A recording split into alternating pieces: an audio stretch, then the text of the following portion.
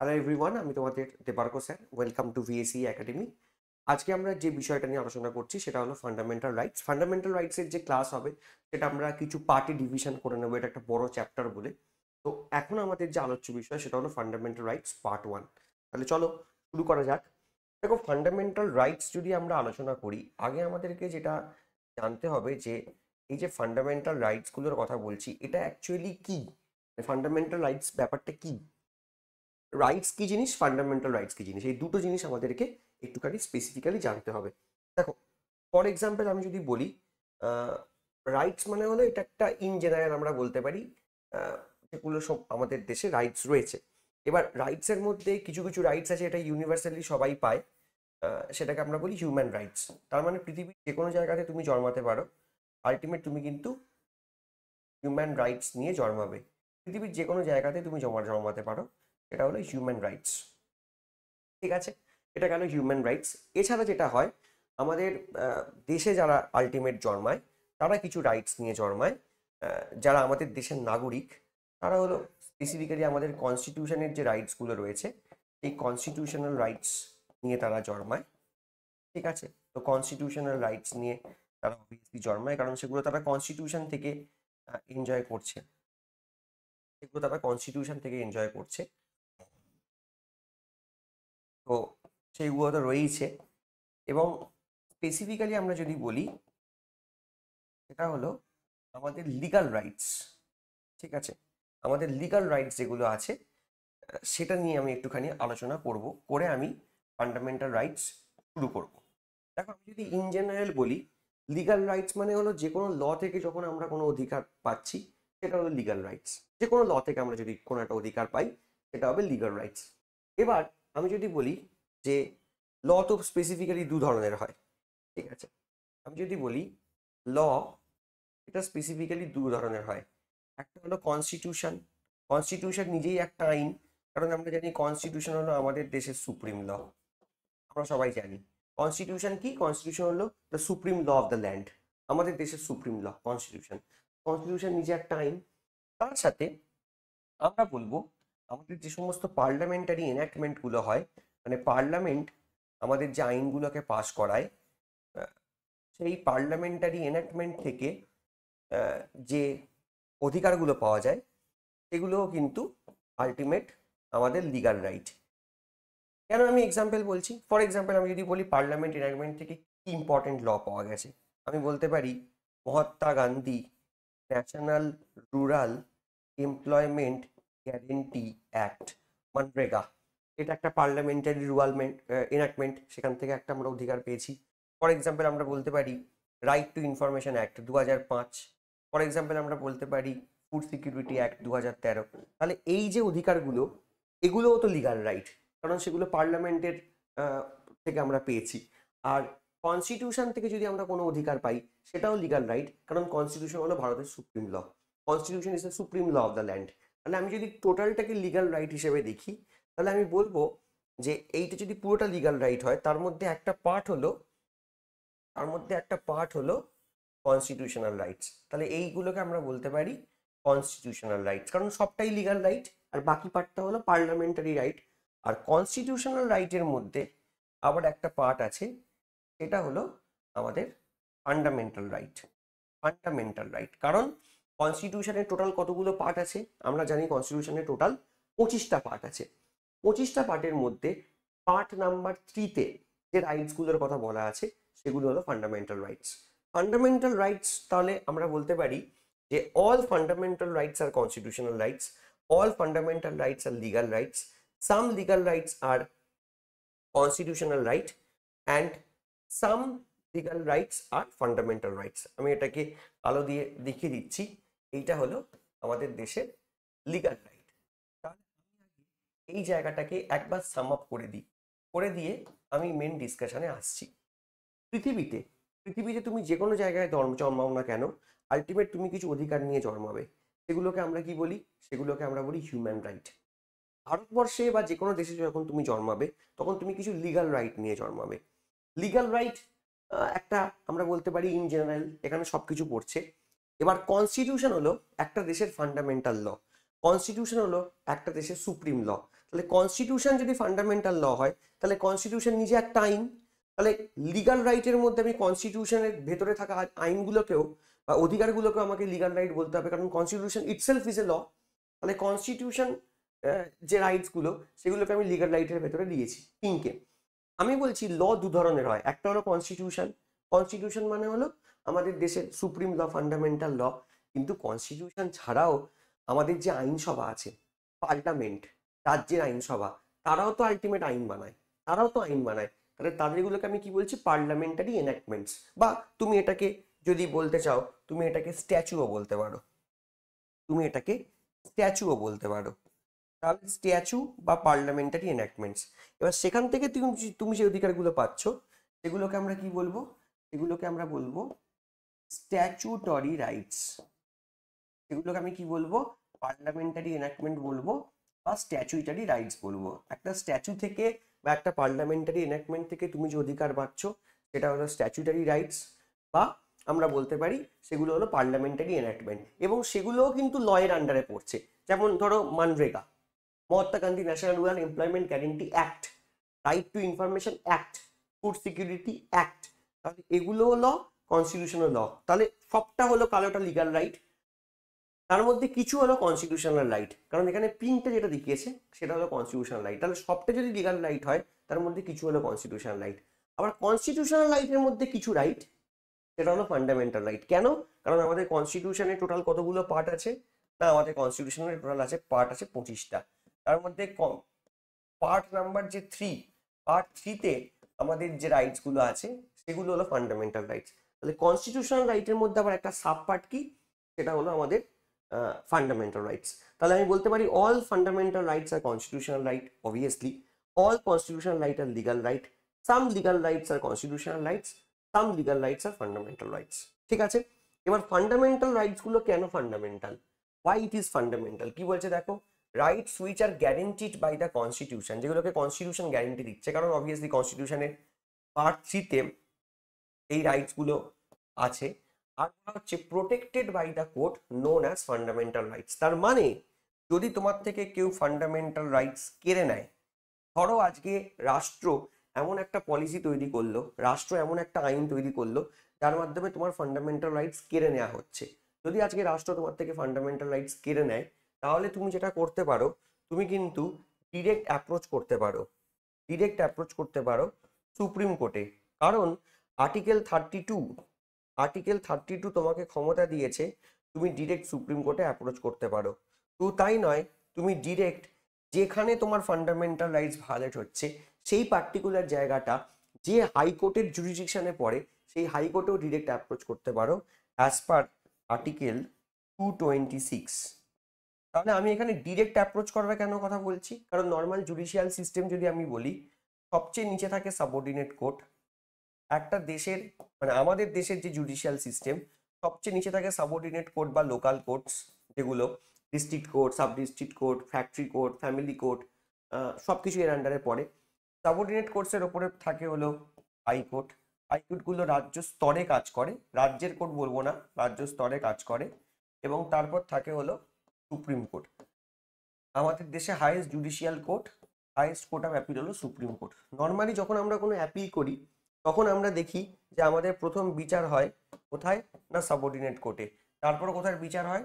হাইকোর্টে। তারপর কোথায় বিচার হয়? সুপ্রিম কোর্টে। কিন্তু ফান্ডামেন্টাল রাইটসের ক্ষেত্রে তুমি ডিরেক্ট সুপ্রিম কোর্টে অ্যাপ্রোচ করতে পারো।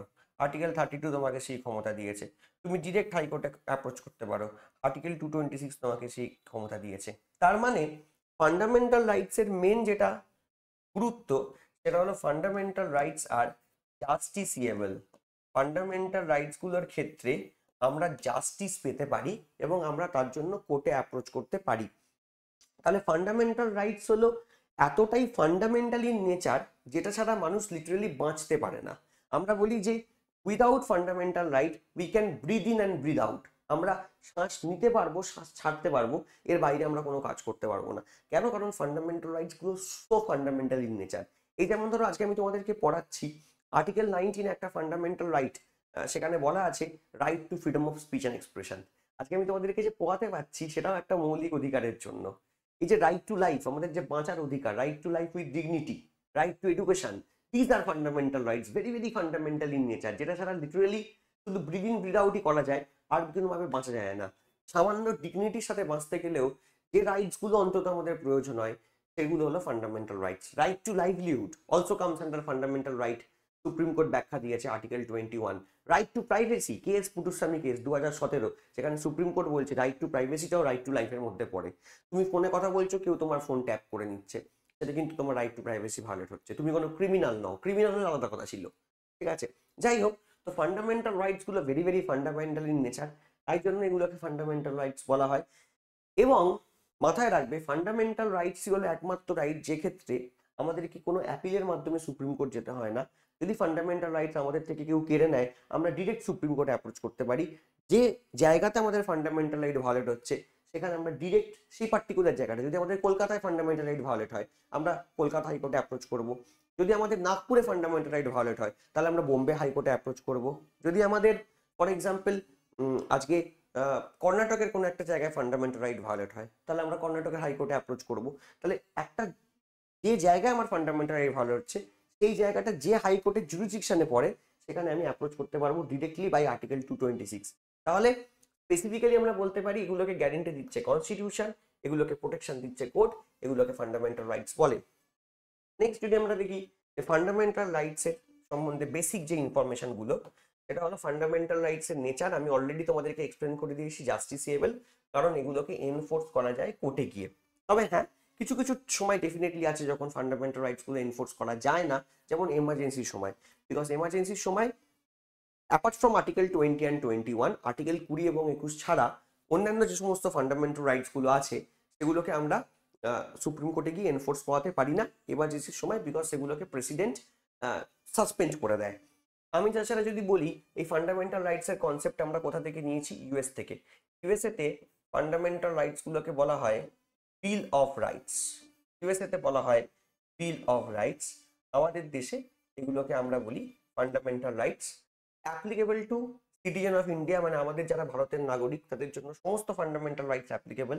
যারা এলিয়েন্স অফ ইন্ডিয়া, মানে যারা ভিসা নিয়ে ভারতে বসবাসকারী, তাদের জন্য পার্টলি অ্যাপ্লিকেবল। কেন আমি পার্টলি অ্যাপ্লিকেবল বলছি? কারণ আমরা জানি, আমি তোমাদেরকে সিটিজেনশিপের ক্লাসে বলেছিলাম, কিছু কিছু ফান্ডামেন্টাল রাইটস আছে, যেমন article 15, article 16, article 19, article 29, article 30। এগুলো কাদের জন্য অ্যাপ্লিকেবল? এগুলো শুধুমাত্র ভারতীয়দের জন্য applicable. Only applicable, only applicable for Indian citizen. শুধুমাত্র ভারতীয় নাগরিকদের জন্য এটা অ্যাপ্লিকেবল। এটা কিন্তু কোনো ভারতে বসবাসকারী বিদেশিদের জন্য অ্যাপ্লিকেবল নয়। তাই আমরা বলি যে ফান্ডামেন্টাল রাইটসগুলো ভারতীয়দের জন্য ইউনিভার্সালি অ্যাপ্লিকেবল, ভারতে বসবাসকারী বিদেশিদের জন্য পার্টলি অ্যাপ্লিকেবল। মানে কিছু ফান্ডামেন্টাল রাইটস ডেফিনেটলি তাদের জন্য অ্যাপ্লিকেবল, সবটা নয়। নেক্সট কি বলছে? ফান্ডামেন্টাল রাইটসের কথা কোন পার্টে বলা আছে? আমরা সবাই জানি ফান্ডামেন্টাল রাইটসের কথা পার্ট 3-তে বলা আছে। তাহলে পার্ট 3 ইম্পর্টেন্ট। আর্টিকেল কভার করছে 12 থেকে 35। সিটিজেনশিপে আমরা দেখেছিলাম 5 to 11, ফান্ডামেন্টাল রাইটস দেখছি আমরা 12 থেকে 35। ঠিক এখান থেকে ইম্পর্টেন্ট কিছু প্রশ্ন আসে। নেক্সট আমরা চলে যাই, ফান্ডামেন্টাল রাইটস প্রাইমারিলি 6টা ফান্ডামেন্টাল রাইটস আমাদের আছে। মানে আমাদের ফান্ডামেন্টাল রাইটসের যে আর্টিকেলগুলোকে, সেগুলো গ্রুপিং করা হয়েছে। গ্রুপিং করে করা আছে, দেখো, রাইট টু ইকুয়ালিটি, এটা কভার করছে হলো আর্টিকেল 14 থেকে 18। এই ক্লাসটাতে আমরা রাইট টু ইকুয়ালিটি গুলোকে কমপ্লিট করব। রাইট টু ফ্রিডম, এটা কভার করছে আর্টিকেল 19 থেকে 22। রাইট এগেনস্ট এক্সপ্লয়টেশন, এটা কভার করছে আর্টিকেল 23 এবং article 24। Right two freedom of religion, এটা কভার করছে আর্টিকেল 25 থেকে article 28। Cultural and educational rights, এটা কভার করছে আর্টিকেল 29, আর্টিকেল 30। এবং right two constitutional remedies, direct তুমি সুপ্রিম কোর্টে অ্যাপ্রোচ করতে পারবে in case of violation of fundamental rights, and supreme court তোমার ফান্ডামেন্টাল রাইটটাকে রেস্টোর করবে। সেটার কথা কোন আর্টিকেলে বলা আছে? আর্টিকেল 32। খেয়াল করে দেখো, একটা আর্টিকেল কিন্তু তুমি দেখতে পাচ্ছ না, সেটা হলো আর্টিকেল 31। মাথায় রাখবে, এই আর্টিকেল 31-এ যেটা প্রথমে ইনিশিয়ালি বলা ছিল, সেটা হলো right two property. Right two property, এটা কিন্তু বর্তমানে আর ফান্ডামেন্টাল রাইটসের ভেতরে দেয়া নেই। রাইট টু প্রপার্টি কিন্তু এখনো কনস্টিটিউশনে আছে, স্টিল এ কনস্টিটিউশনাল রাইট। এটা এখন আছে কনস্টিটিউশনের পার্ট 12 এর ভেতরে, আর্টিকেল 300A এর মাধ্যমে। 300A এর ভেতরে আছে, যেটা পার্ট 12 এর একটা পার্ট, কারণ আমরা জানি পার্টসের আন্ডারে আর্টিকেলস থাকে। আর যদি বলা হয় এই যে পার্টিকুলার শিফটিংটা, মানে রাইট টু প্রপার্টিকে আমরা ফান্ডামেন্টাল রাইট থেকে যে আলটিমেট শিফট করে পাঠিয়ে দিয়েছি পার্ট 12 এর ভেতরে, সেটা আমরা কোন অ্যামেন্ডমেন্টের মাধ্যমে করেছি? পরীক্ষায় প্রশ্ন আসে, আনসার হবে 44th অ্যামেন্ডমেন্ট অ্যাক্ট, যেটা পাস হয়েছিল ভারতের পার্লামেন্টে 1978-এ ডিউরিং মোরারজি দেসাই গভর্নেন্স। ঠিক আছে, মোরারজি দেসাই যখন ভারতবর্ষের প্রাইম মিনিস্টার ছিল। দেখো এখানে বলে দেওয়া আছে, সেটা হলো right two property article 31 was deleted from the list of fundamental rights by 44th Constitutional Amendment Act 1978.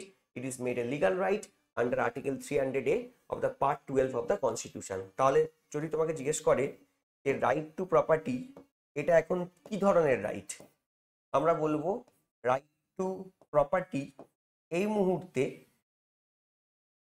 মুহূর্তে আজকের দিনে দাঁড়িয়ে যদি আমি বলি, তাহলে এটা একটা কনস্টিটিউশনাল রাইটস, কারণ এটা কনস্টিটিউশনে এখনো রয়েছে। তাহলে কনস্টিটিউশনে যদি থাকে তাহলে এটা এখনো একটা কনস্টিটিউশনাল রাইট, এটা আমি বলবো। এবার প্রশ্ন হলো, রাইট টু প্রপার্টিকে আমরা কি বর্তমানে আর কি বলতে পারি? কনস্টিটিউশন ইটসেলফ ইজ এ ল, তাহলে এটাকে আমরা লিগাল রাইটও বলতে পারি। তাহলে রাইট টু প্রপার্টি এখন একটা কনস্টিটিউশনাল রাইট হিসেবে আছে, লিগাল রাইট হিসেবে আছে, কিন্তু এটা আর ফান্ডামেন্টাল রাইটের ভেতরে ইনক্লুড নেই। তাহলে এটাকে আর তুমি ফান্ডামেন্টাল রাইটস বলতে পারবে না, এটাকে তুমি কনস্টিটিউশনাল রাইট বা লিগাল রাইট আজকের দিন দাঁড়িয়েও বলতে পারবে। এটা গেল ফান্ডামেন্টাল রাইটসের। নেক্সট যে পার্টটা আমরা চলে আসি, এবার আমরা এক একটা করে আর্টিকেলস গুলো পড়বো। দেখো আর্টিকেল 12 হলো প্রথম আর্টিকেল। আর্টিকেল 12-এ যেটা বলা আছে, এই যে আমরা বলতে পারি না রাষ্ট্র আমাদের ফান্ডামেন্টাল রাইট কেড়ে নিতে পারে, রাষ্ট্র এটা করতে পারে, রাষ্ট্র এটা করতে পারে, রাষ্ট্র এটা পারে না, state cannot do this, state cannot do that. এই স্টেট বা রাষ্ট্রর এক্স্যাক্টলি ডেফিনেশন কি, সেটা আর্টিকেল 12-এর ভেতরে দেওয়া আছে। কি বলছে দেখো, article 12 of the Indian constitution define state. Article 12 আমাদের স্টেটকে কিভাবে ডিফাইন করেছে, মানে স্টেটের ভেতরে কে কে পড়ছে? Government and the parliament of India. Government মানে এখানে সেন্ট্রাল গভর্নমেন্টের কথা বলা হয়েছে। সেন্ট্রাল গভর্নমেন্ট এবং আমাদের দেশের যে ইউনিয়ন লেজিসলেচার পার্লামেন্ট, সেটা রাষ্ট্রের আন্ডারে পড়ছে। তার মানে পার্লামেন্ট যদি এমন কোনো ল করে যেটার মাধ্যমে তোমার যদি ফান্ডামেন্টাল রাইট ভায়োলেট হয়, যদি কেন্দ্র সরকার এমন কোনো পলিসি নিয়ে আসে যেটা যদি তোমার ফান্ডামেন্টাল রাইটকে কেড়ে নেয়, তাহলে সেক্ষেত্রে তুমি কিন্তু অ্যাপ্রোচ করতে পারবে কোথায়? একদম ডিরেক্টলি সুপ্রিম কোর্টে by article 30। At the same time স্টেটের আন্ডারে পড়ছে government and legislature of the states.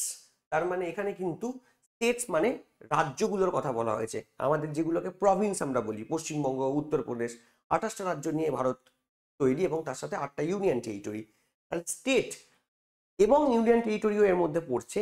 তাদের সরকার মানে রাজ্য সরকার অথবা রাজ্যের আইনসভা, আমাদের যেমন পশ্চিমবঙ্গের ক্ষেত্রে বিধানসভা, তারা যদি কখনো এমন কোনো আইন বা পলিসি তৈরি করে আমাদের ফান্ডামেন্টাল রাইট কেড়ে নেয়, সেক্ষেত্রেও আমরা সুপ্রিম কোর্টে অ্যাপ্রোচ করতে পারবো, কারণ রাজ্য সরকার এবং রাজ্যের যে আইনসভা সেটাকেও কিন্তু আমরা আর্টিকেল 12-এর আন্ডারে, রাষ্ট্রের আন্ডারে ইনক্লুড করেছি।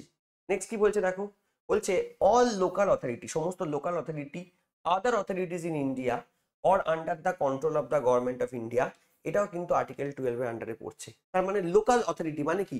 Panchayat, municipality.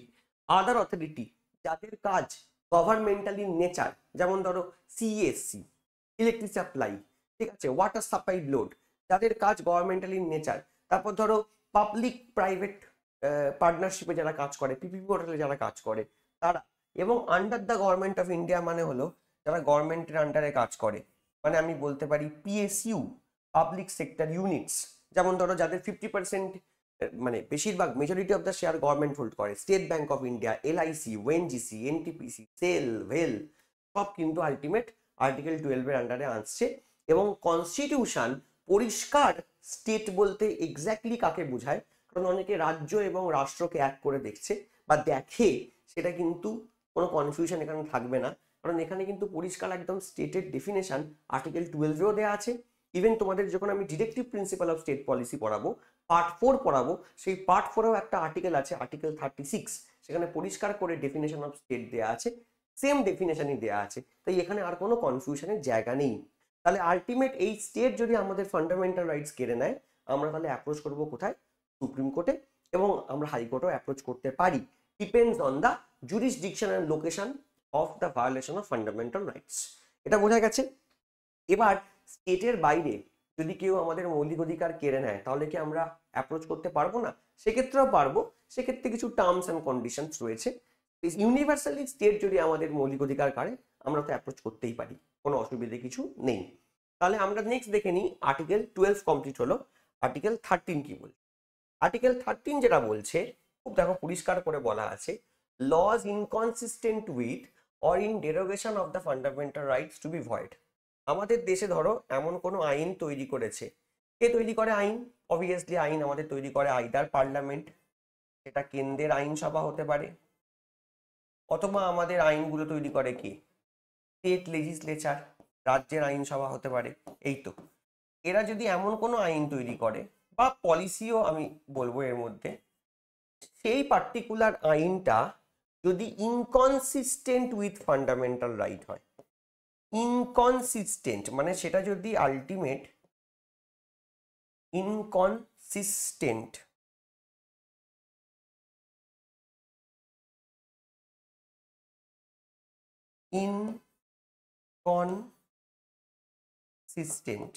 Inconsistent with FR, সেটা যদি ফান্ডামেন্টাল রাইটকে ভায়োলেট করে। ইনকনসিস্টেন্ট উইথ ফান্ডামেন্টাল রাইটস মানে কেমন ধরনের ভায়োলেশন হতে পারে? ধরো এমন একটা আইন তৈরি হয়েছে যেটা আমার মৌলিক অধিকার কেড়ে নিচ্ছে, বা হয়তো এমনটা নয় যে পুরো আইনটা আমার মৌলিক অধিকার কেড়ে নিচ্ছে, কিন্তু আইনটার কিছুটা পার্সেন্ট আমার মৌলিক অধিকার করে নিচ্ছে।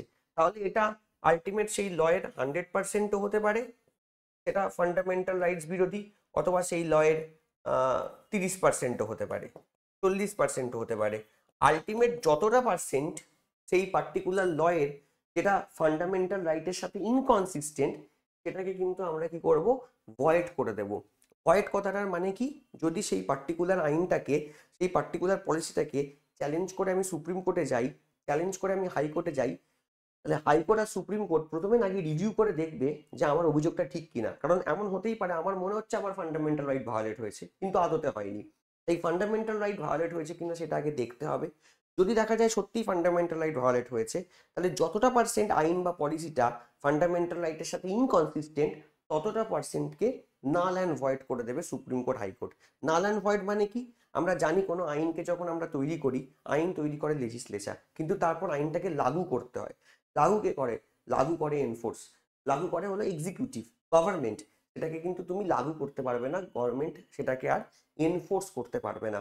তাহলে যদি কোনো আইন সেটা যদি ফান্ডামেন্টাল রাইটের সাথে ইনকনসিস্টেন্ট হয়, সেটা কিন্তু আলটিমেট ভয়েড হয়ে যাবে। সেটা কোথায় বলা আছে?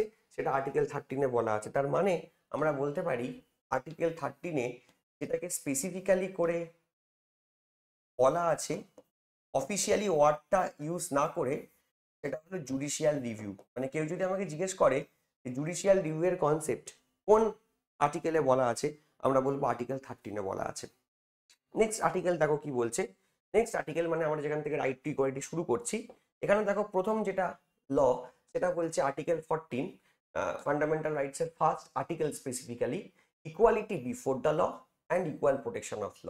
Equality before law British concept, এটা যে কনসেপ্টটা যিনি দিয়েছেন তার নাম হলো এভি ডাইসি।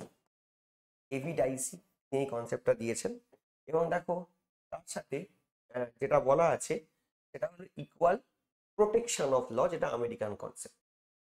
প্রথমত ইকুয়ালিটি বিফোর ল এর কথাটার মানে কি মাথায় রাখবে। যদি তোমাকে কেউ জিজ্ঞেস করে equality before law, equality before law এই কথাটা অ্যাকচুয়ালি কি, তাহলে তোমরা বলবে ইকুয়ালিটি বিফোর ল মানে হলো অ্যাকচুয়ালি আমাদের দেশের রুল অফ ল।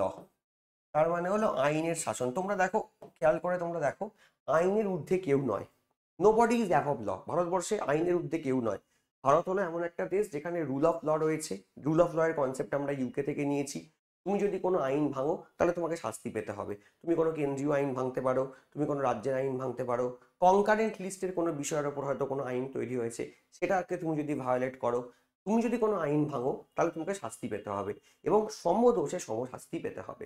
দেখবে আগে আমরা যেটা বলতাম যে কানুন আন্ধা হতা হয়, লেডি জাস্টিস তার চোখটা কালো কাপড় দিয়ে বাঁধতে থাকতো, কারণ সে দেখবে না যে তুমি দিল্লির চিফ মিনিস্টার কিনা, তুমি ঝাড়খণ্ডের চিফ মিনিস্টার কিনা, তুমি তামিলনাড়ুর প্রয়াত চিফ মিনিস্টার জয়ললিতা কিনা, তুমি শাহরুখ খানের ছেলে কিনা, তুমি সালমান খান কিনা, তুমি যদি আইন ভাঙো তোমাকে কিন্তু শাস্তি পেতে হবে।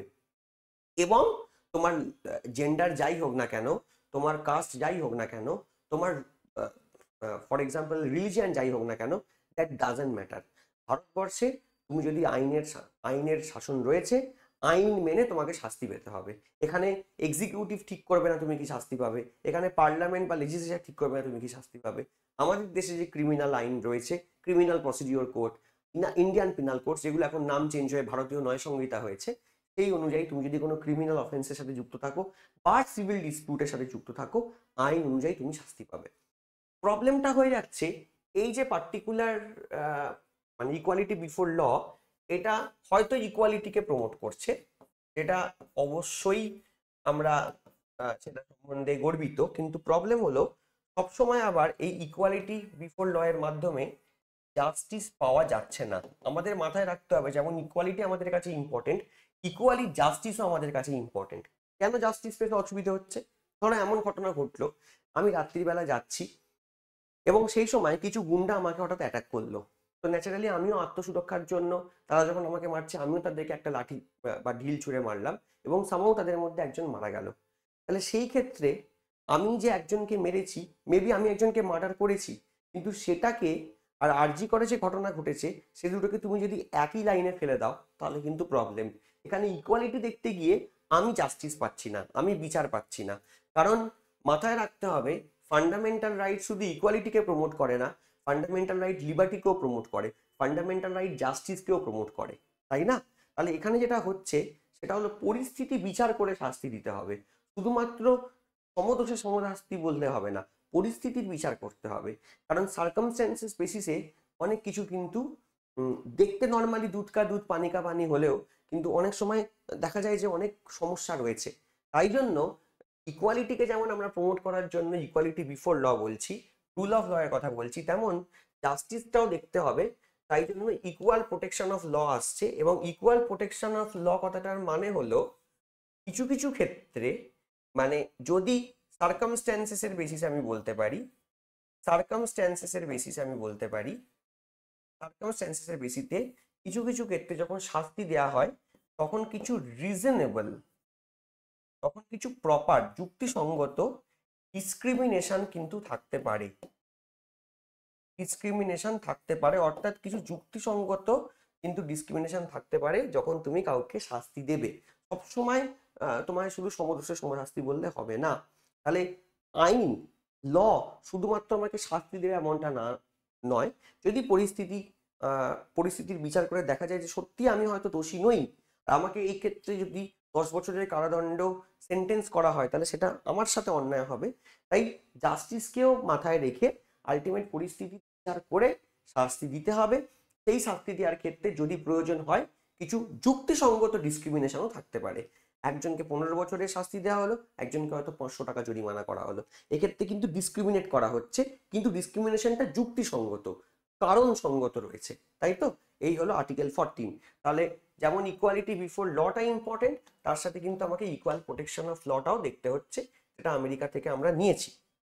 নেক্সট কনসেপ্টে চলে যাও, আর্টিকেল 15। আর্টিকেল 15-এ কি বলছে? আর্টিকেল 15 অনেকগুলো ক্লজ আছে।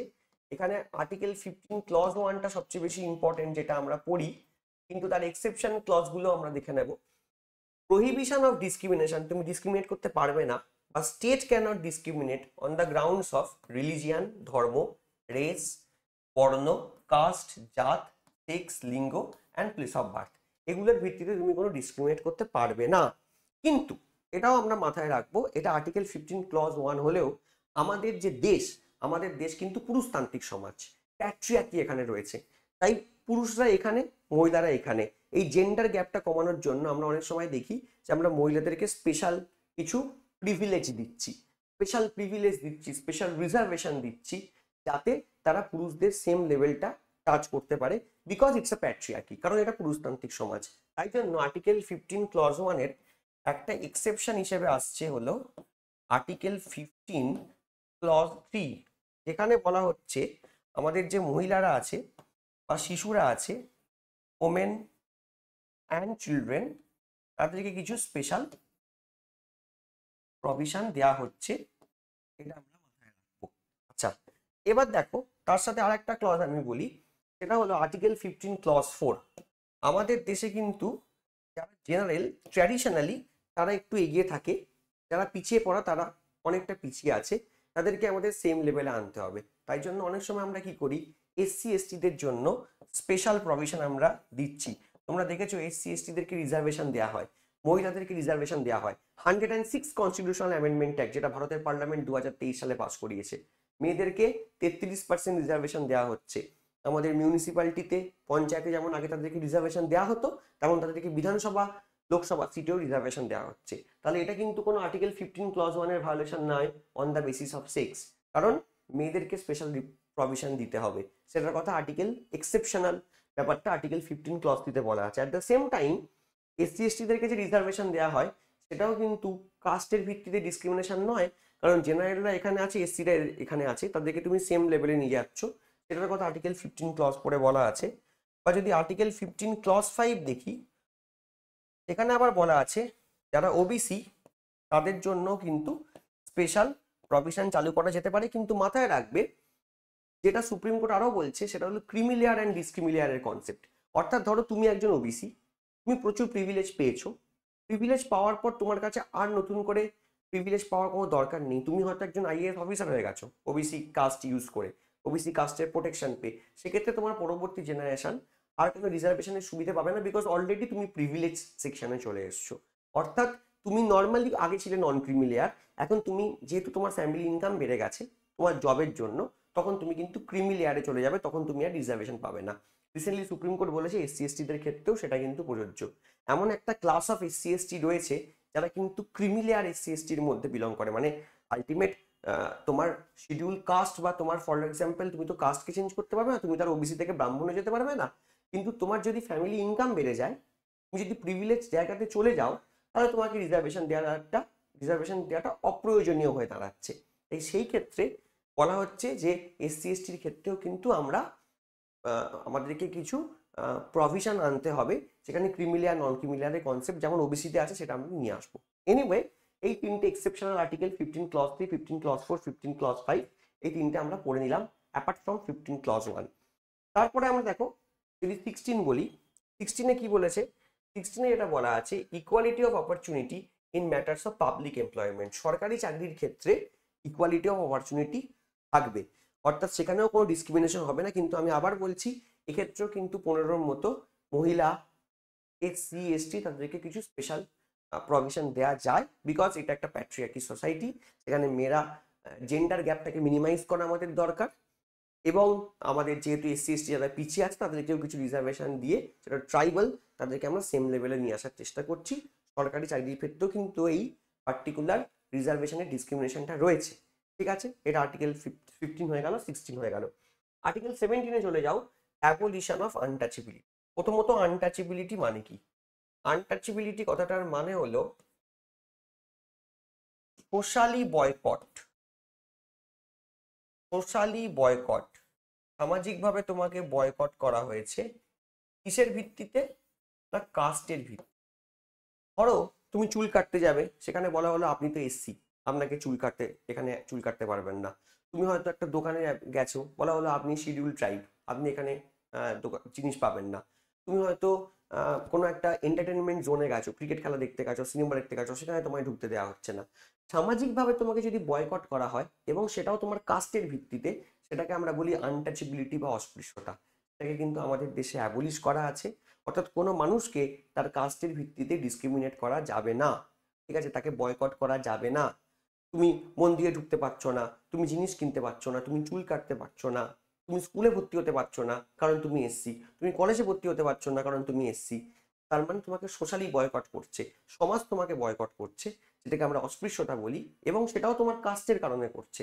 তাহলে এটা কিন্তু আমাদের দেশে পুরোপুরিভাবে অ্যাবলিশ করা হয়েছে বাই আর্টিকেল 17। আর যদি কেউ তোমার ফান্ডামেন্টাল রাইটস কেড়ে নেওয়ার চেষ্টা করে, অ্যাবলিশন মানে যে আনটাচেবিলিটি অ্যাবলিশ করা হয়েছে, যদি কেউ তোমার সাথে অস্পৃশ্যতা তুমি যদি শিকার হও, সেক্ষেত্রে তুমি কিন্তু সুপ্রিম কোর্ট ডিরেক্ট অ্যাপ্রোচ করতে পারো, রাষ্ট্রের বিরুদ্ধে এগেনস্টও যেতে পারো।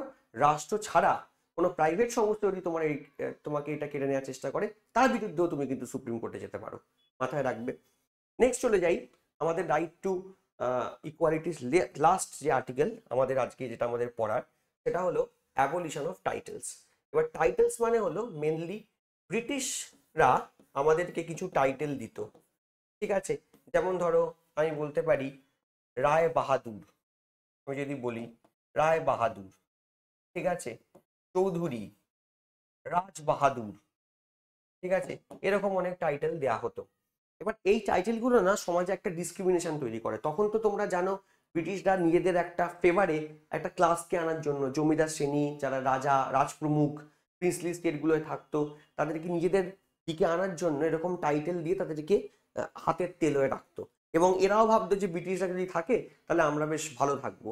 তাই জন্য একটা প্রিভিলেজ ক্লাস ব্রিটিশরা বানিয়ে নিয়েছিল, যাতে ভারত বিরোধী মানে ব্রিটিশ বিরোধী যে আন্দোলনগুলো ভারতবর্ষে হচ্ছে সেই আন্দোলনগুলোকে যাতে আটকানো যায়, এটা একটা কনসেপ্ট।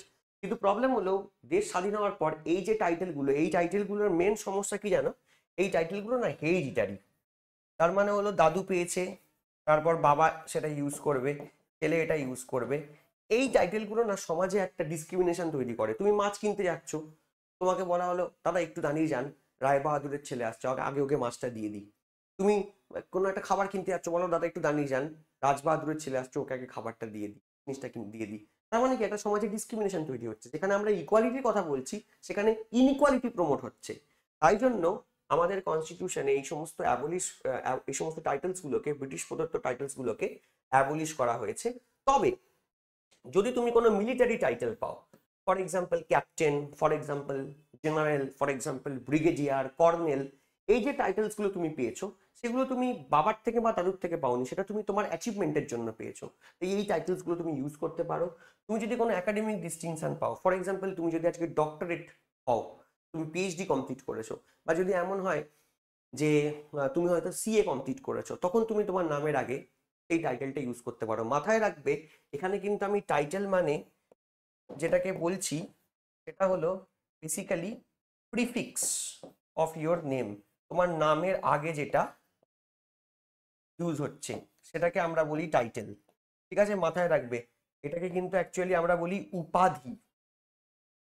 মানে আমরা যেটাকে ট্র্যাডিশনালি টাইটেল বলি, চৌধুরী, ঘোষ, চ্যাটার্জি, মুখার্জি, ভট্টাচার্য, এগুলো কিন্তু অ্যাকচুয়ালি পদবি, সারনেম। এখানে সারনেমের সাথে আর্টিকেল 18 এর কোনো সম্পর্ক নেই। এখানে টাইটেলসকে অ্যাবলিশ করা হয়েছে এবং সেটাও ব্রিটিশ প্রদত্ত টাইটেলস। এবং এটাও মাথায় রাখবে আমরা অন্য কোনো দেশ থেকে কোনো অ্যাওয়ার্ড নিতেই পারি, কোনো সম্মান নিতেই পারি, কিন্তু কোনো টাইটেল নিতে পারবো না। সুনীল গাভাস্কার যখন 10,000 রান করেছিল তখন ব্রিটিশ কুইন, সেই সময়কার ব্রিটিশ মনার্ক এলিজাবেথ টু, তাকে স্যার উপাধি দিতে চেয়েছিলেন, যেটা নামের আগে ইউজ হয়, স্যার ভিভিয়ান রিচার্ডস, ঠিক আছে, তোমরা জানো স্যার ইয়ান বথাম। কিন্তু সুনীল গাভাস্কার ডিক্লাইন্ড, যে না, আমাদের দেশের যে ফান্ডামেন্টাল রাইটস, যে আইন আছে, তাতে আমরা কোনো দেশের থেকে কোনো টাইটেল নিতে পারবো না। আমরা চাইলে কোনো অ্যাওয়ার্ড নিতেই পারি, ঠিক আছে, তাতে কোনো সমস্যা নেই, কিন্তু আমরা টাইটেলস নিতে পারবো না। এবং আমাদের যে ভারত রত্ন, পদ্মা অ্যাওয়ার্ডস, সেগুলোকেও কিন্তু টাইটেল হিসেবে কনসিডার করা যায় না, সেগুলোকেও কিন্তু টেকনিক্যালি নামের আগে ইউজ করা যায় না। অনেকে করে, কারণ কনস্টিটিউশনাল অ্যাওয়ারনেসটা আমাদের দেশে তো খুব একটা বেশি নয়, কিন্তু সেটা কিন্তু ট্র্যাডিশনালি করা যায় না। এই হলো মোটামুটি আর্টিকেল 18। তাহলে রাইট টু ইকুয়ালিটির যে আর্টিকেলসগুলো সেগুলো আজকের ক্লাসে আমাদের কমপ্লিট হয়ে গেল।